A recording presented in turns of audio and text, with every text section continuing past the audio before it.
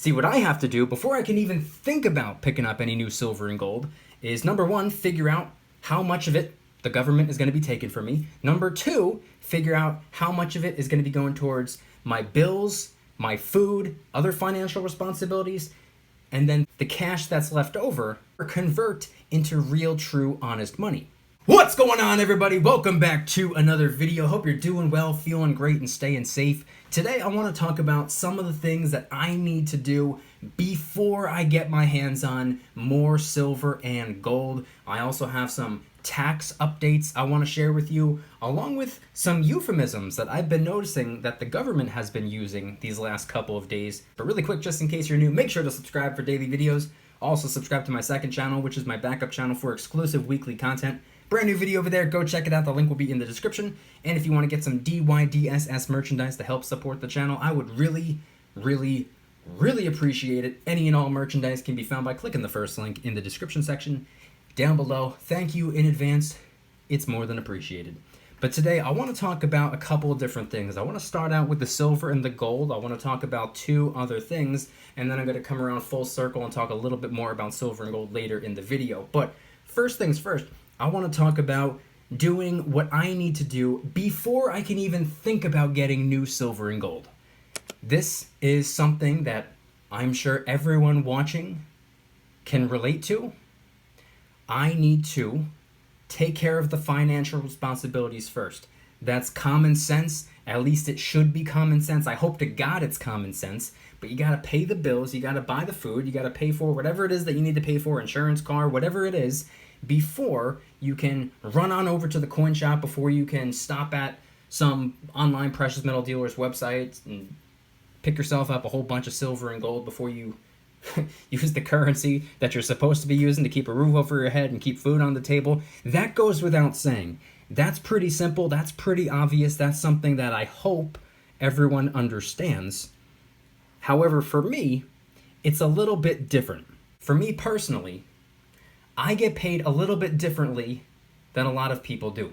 See, for me, I have multiple jobs. I'm constantly working 7 days a week. It's been over 1,700 days since my day off, and I'm not exaggerating when I say that. So for me, I don't just get a paycheck, go home, and it's pre-taxed, aka the government already took their cut before it was given to me. For me, one of my jobs is results driven, which means every single month I could be making a completely different amount. Last month might be twice as much as what I'm making this month. Next month might be a fifth of what I'm making this month. The month after that could be 3 times more. I have my other jobs for stability, but this job in particular, I have to crunch the numbers every single month.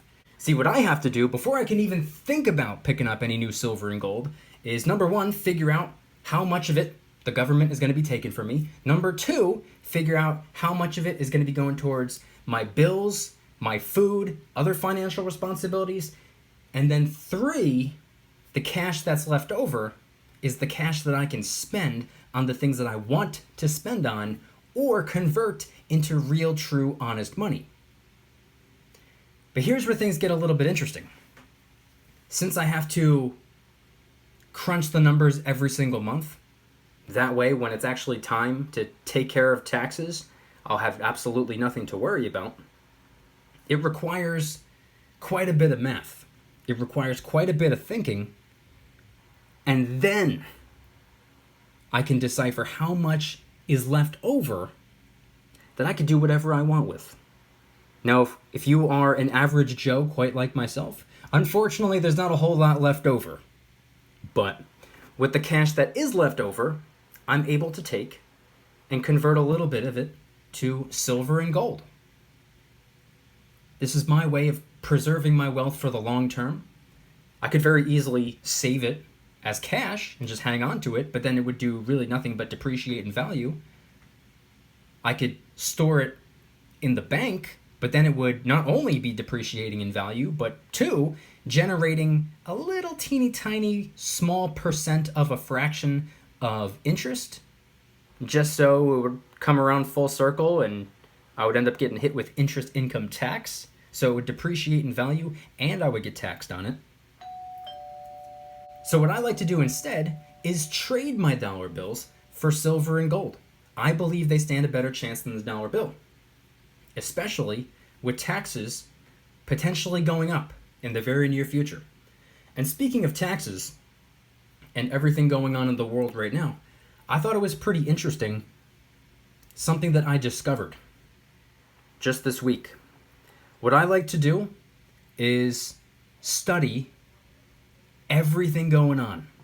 I don't care what end of the political spectrum you personally align with. I believe you should be paying close attention to both sides and everything in the middle.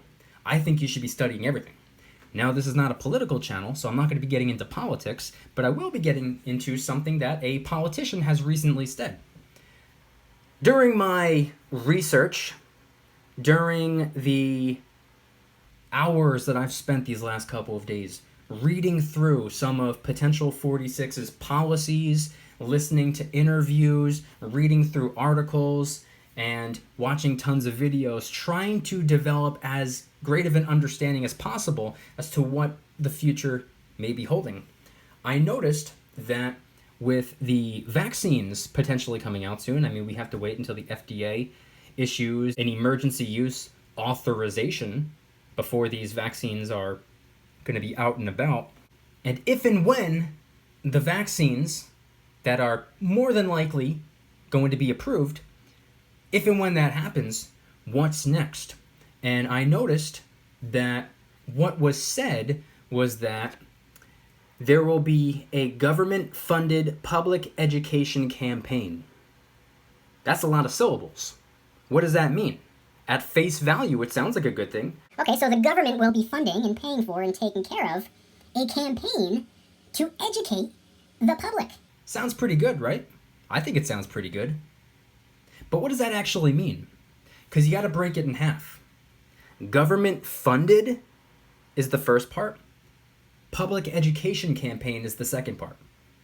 So when a politician says government funded, what do they actually mean? What are they actually saying? What is government funded? If it says government funded, it's usually not government funded. It's taxpayer funded. It's funded by you, it's funded by me, it's funded by him, it's funded by her. So get that out of the way. Government funded typically means taxed. Public education campaign means marketing, paid promotion for the vaccines to create awareness and build the brand and gain the trust. But all that was said was that there's going to be a government-funded public education campaign. But when you break it down and figure out what that actually means, you figure out that a government-funded public education campaign is actually just you and I paying for the potential vaccine's promotion. I think a pretty important question to ask is, okay, like, where's that funding going to come from? Where's the money going to come from? Where's all this paid promotion and advertising and all this campaigning? Where's all that going to come from? Where are you going to get the money for all that? Which brings us around full circle, taxes. What this is a euphemism. If you don't know what a euphemism is, it's when language or wording or verbiage is purposely complicated to downsize the issue, to fluff it up, make it all complicated and complex and difficult to understand. Government-funded public education campaign, that does not sound like a bad thing. But when you find out what it actually means, or what it most likely means, it could be a little bit scary. A good example of a euphemism is one that I got from George Carlin. If you guys like dark, crude humor, I would suggest looking this up. He had this whole 9-minute comedy bit about it. The government doesn't lie, it engages in disinformation.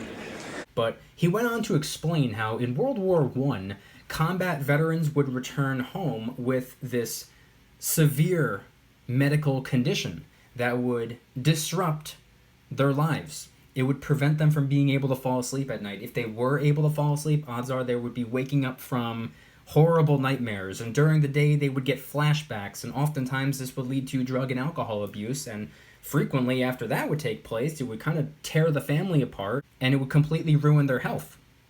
During World War I, this was referred to as shell shock. During World War II, the same medical condition was referred to as battle fatigue. During the war in Korea, this was referred to as operational exhaustion. In the war in Vietnam, it was referred to, which is what it's still referred to as today, for now at least, post-traumatic stress disorder. These poor people have been bull by the system into believing that if you change the name of the condition, somehow you'll change the condition. These are prime examples of euphemisms. It's the same exact thing, but with a longer, more complicated name or label used to disguise the fact that there's a serious problem.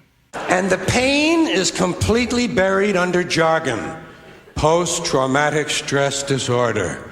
I'll bet you if we'd have still been calling it shell shock, some of those Vietnam veterans might have gotten the attention they needed at the time. I'll bet you that. So hopefully this video wasn't too dark. Hopefully this video wasn't viewed as political. I assure you, that was not my intention.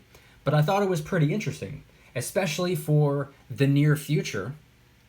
That's something that a lot of people have to prepare for. That's something that people need to brace themselves for. If taxes go up, if prices of this goes up, if more fiat dollar bills get printed and printed and printed into oblivion, that means the dollars in our pocket will be weaker, and we will see prices at the grocery store going up, we'll be seeing rent going up, we'll be seeing a lot of things going up. And the only thing we're going to see going down is the dollar bill, in my opinion, and from my perspective. Not a financial advisor, nothing on this channel is financial advice. Everything I say in this video and on my channel is just for entertainment purposes only, but I'm curious, what are your thoughts? Head on down to the comments and let me know. But above all that, like I said at the beginning of the video, I wanted to come around full circle and get back into the precious metals. I just thought everything that I shared in the middle of the video was something pretty important that everybody needed to hear. But now moving forward back to the silver and the gold, I actually use somewhat of a euphemism myself, although that's not exactly what it is. I just changed wording to make things actually make more sense.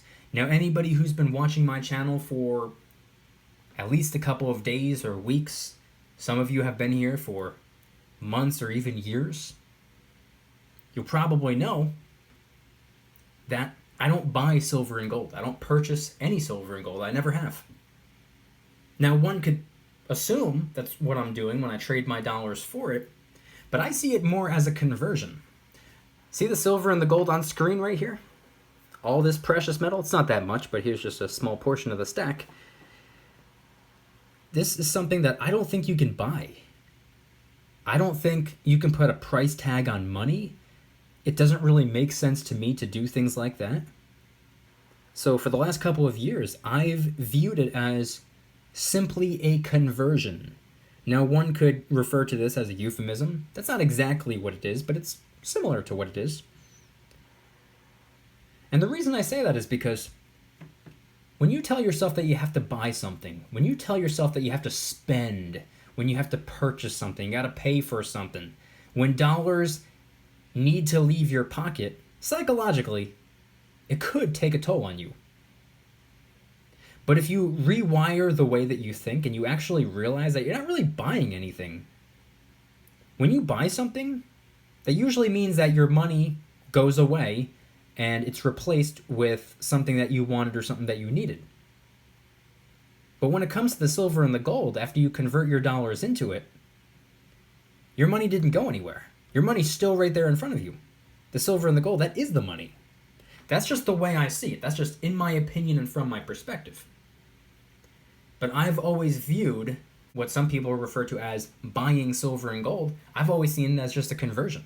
See, if I were to go to Canada, I would have to trade my US dollars for Canadian dollars. Am I buying Canadian dollars? I wouldn't think so. I'd probably have to pay a conversion fee.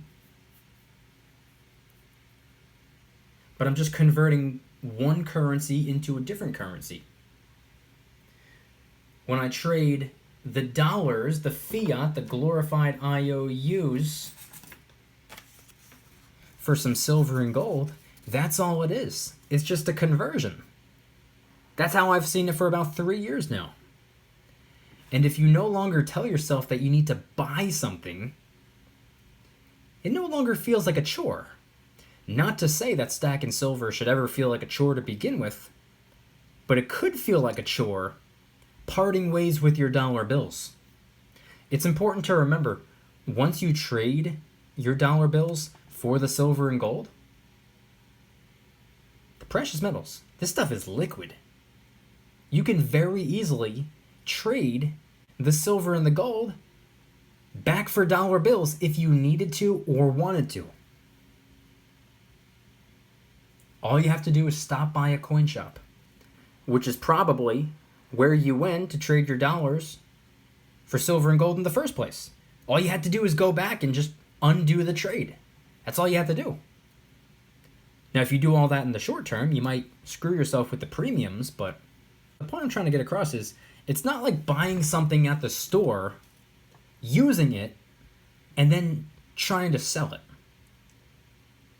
Silver and gold, it's very easy to part ways with if you want to. And I don't speak from personal experience.